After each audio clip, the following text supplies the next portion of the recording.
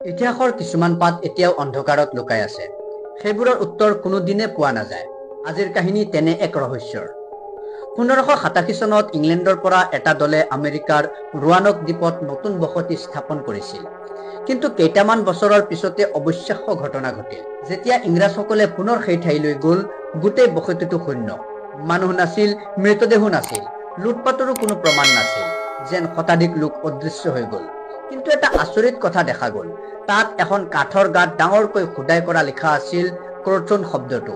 কিন্তু এই শব্দৰ অৰ্থ কি, সিহঁত ক'ত গ'ল, কিয় গ'ল, আজিও কোনো উত্তৰ নাই। এই গাইব কলনী আমেৰিকাৰ ইতিহাসৰ আটাইতকৈ ডাঙৰ ৰহস্য বুলি গণ্য কৰা হয়। আপুনি কি ভাবে, মানুহখিনি সঁচাকৈ কি হৈছিল? এই বিস্ময়কৰ ঘটনাৰ আঁৰত কি থাকিব পাৰে? ভিডিঅ'টো ভাল লাগিলে লাইক কমেণ্ট কৰি একোটাকৈ শ্বেয়াৰ কৰি দিব। এনেধৰণৰ আকৰ্ষণীয় ঐতিহাসিক ভিডিঅ' পাবলৈ আইডিটো ফ'ল' কৰি ৰাখিব। আজিলৈ ইমানেই, ধন্যবাদ।